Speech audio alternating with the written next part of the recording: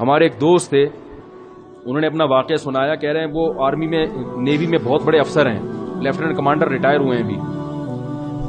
کہہ رہے ہیں تبلیغ والے میرے گھر آتے تھے, جماعت میں نکلو تو جماعت میں نکلو, میں سستی کرتا تھا. کہہ رہے ہیں پھر اللہ نے مجھے توفیق دی, میں نکلا, اپنی زوجہ کے ساتھ گیا, بیرون ملک سفر کیا اپنی بیوی کے ساتھ.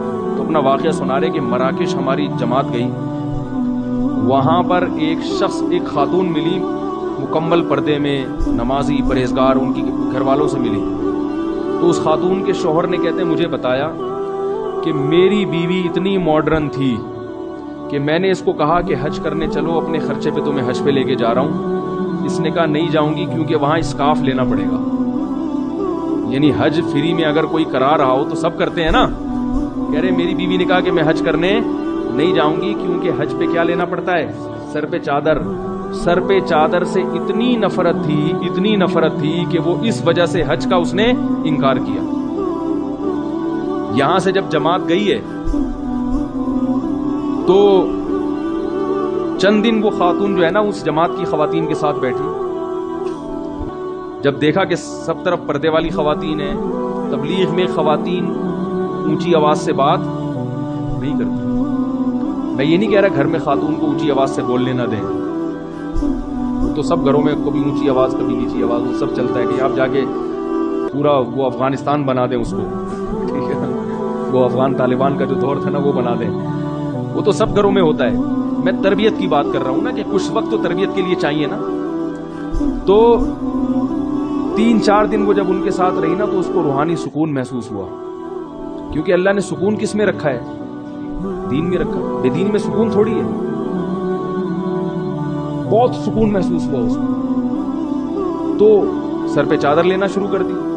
پھر 3 دن جماعت میں لگائے ہیں اور اس عورت نے ایسا پردہ کر کے دکھایا, اس کا شوہر حیران تھا کہ میں اس کو حج پہ لے جانا چاہتا تھا اور یہ حج پہ نہیں جاتی.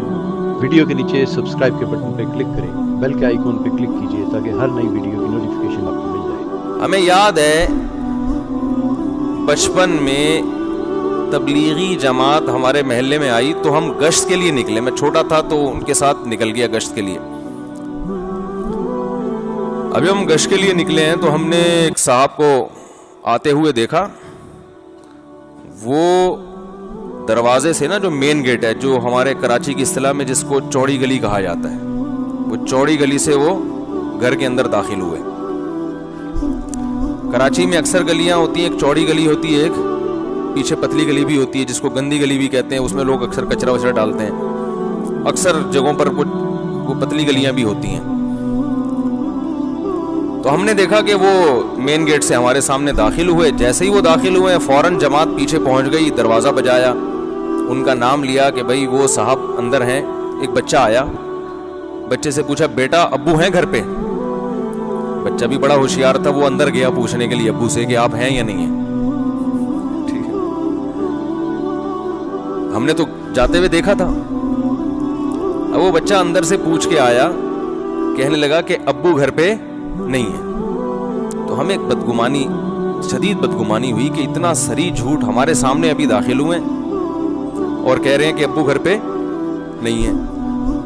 تو ہماری جو جماعت کے جو امیر تھے نا, وہ فوراً بھاگ گئے کہ یہ اب بدگمان ہوں گے.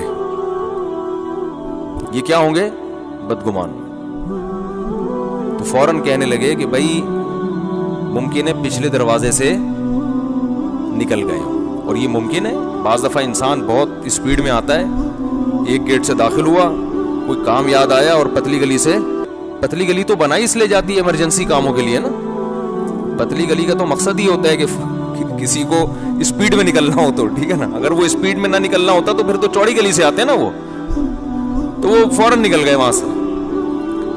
میری عمر اس وقت 12-13 سال ہوگی. مجھے ان کا یہ جملہ بڑا اچھا لگا. میں نے کہا دیکھو یہ ہے تربیت, یہ ٹریننگ کر رہے ہیں, تربیت دے رہے ہیں کہ بدگمانی جب تک 1% بھی امکان ہے, امکان تو تھا, جب تک 1% بھی چانس ہے کسی کی بات کو صحیح مطلب پہ لے جانے کا, تو اس وقت تک اس کی بات کا صحیح محمل تلاش کیا جائے گا. ورنہ کیا ہوتا ہے, نفرت پھیلتی کہ نہیں پھیلتی ہمارے دل میں, ہمیشہ کے لیے ان صاحب کے بارے میں آتی کہ یہ جھوٹ بولتے ہیں.